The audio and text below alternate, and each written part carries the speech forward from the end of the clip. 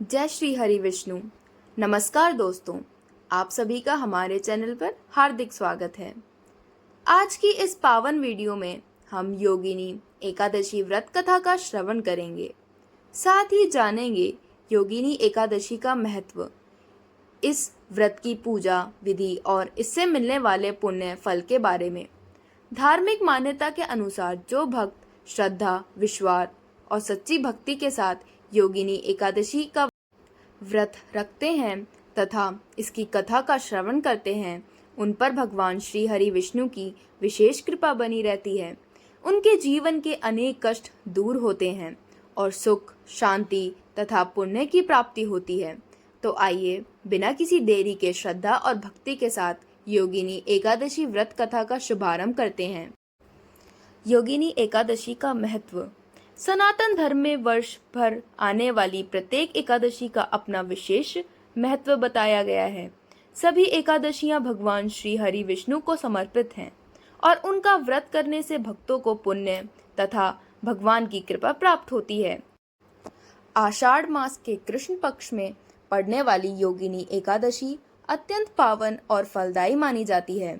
शास्त्रों के अनुसार जो व्यक्ति श्रद्धा, भक्ति और विधि विधान के साथ इस व्रत का पालन करता है, उसके पापों का नाश होता है, जीवन के कष्ट दूर होते हैं और भगवान श्री हरि विष्णु की विशेष कृपा प्राप्त होती है। मान्यता है कि यह व्रत व्यक्ति के जीवन में सुख, शांति, समृद्धि और आध्यात्मिक उन्नति का मार्ग खोलता है।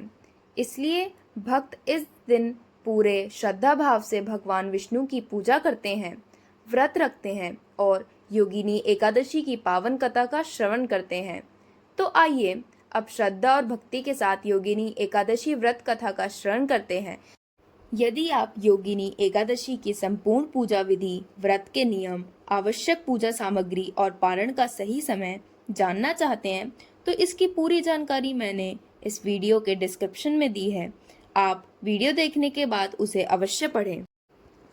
योगिनी एकादशी व्रत कथा। एक समय की बात है, धर्मराज युधिष्ठिर ने भगवान श्री कृष्ण से विनम्रता पूर्वक कहा, हे प्रभु, आपने मुझे अनेक एकादशियों का महत्व बताया है। अब कृपया आषाढ़ मास के कृष्ण पक्ष में आने वाली योगिनी एकादशी का महत्व और इसकी पावन कथा सुनाइए। भगवान श्री कृष्ण बोले, हे धर्मराज, योगिनी एकादशी का व्रत अत्यंत पूर्णदायी माना गया है। जो भक्त श्रद्धा और विधि विधान से इस व्रत का पालन करता है, उसके समस्त पाप नष्ट हो जाते हैं और अंत में उसे मोक्ष की प्राप्ति होती है। अब मैं तुम्हें इसकी एक प्राचीन कथा सुनाता हूँ, जिसे ध्यानपूर्वक सुनो। प्राचीन समय में अलकापुरी नामक दिव्य नगरी में धन के देवता कुबेर राज्य करते थे। वे भगवान शिव के परम भक्त थे और प्रतिदिन बड़े श्रद्धा भाव से उनकी पूजा करते थे। उनकी सेवा में हेमामाली नाम का एक यक्ष था, जिसका प्रतिदिन मानसरोवर से सुगंधित और ताजे पुष्प लाकर भगवान शिव की पूजा के लिए अर्पित करना कर्तव्य था। हेममाली की पत्नी विशालाक्षी अत्यंत रूपवती थी।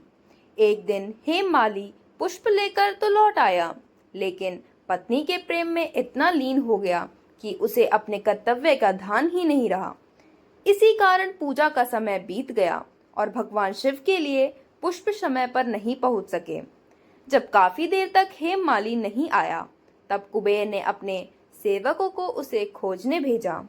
सेवकों ने लौटकर बताया कि हेममाली अपने कर्तव्य को छोड़कर पत्नी के साथ समय बिता रहा है। यह सुनकर कुबेर अत्यंत क्रोधित हो उठे। उन्होंने तुरंत हेममाली को दरबार में बुलाया। भय से कांपता हुआ हेममाली उनके सामने उपस्थित हुआ। कुबेर ने कहा, तुम अपने कर्तव्य की अपेक्षा करके भगवान शिव की पूजा में बाधा डाली है। यह अपराध क्षमा योग्य नहीं है। इसलिए मैं तुम्हें श्राप देता हूँ कि तुम स्वर्ग से पृथ्वी पर गिरोगे, अपनी पत्नी से वियोग सहोगे और कोढ़ से पीड़ित होकर अनेक कष्ट भोगोगे। श्राप मिलते ही हेममाली स्वर्ग से पृथ्वी पर आ गिरा। उसका शरीर कोढ़ से ग्रस्त हो गया और वह अपनी पत्नी से भी बिछड़ गया।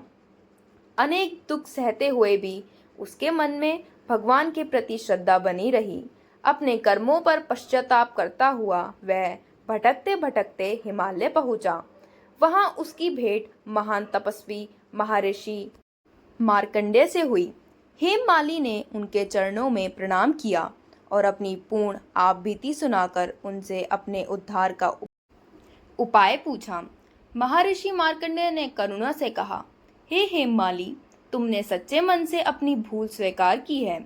यदि तुम आषाढ़ मास के कृष्ण पक्ष की योगिनी एकादशी का व्रत पूरी श्रद्धा, भक्ति और नियम पूर्वक करोगे तो भगवान श्री हरि विष्णु की कृपा से तुम्हारे सभी पाप नष्ट हो जाएंगे और तुम्हें इस श्राप से मुक्ति मिल जाएगी। हेममाली ने महर्षि की आज्ञा का पालन किया।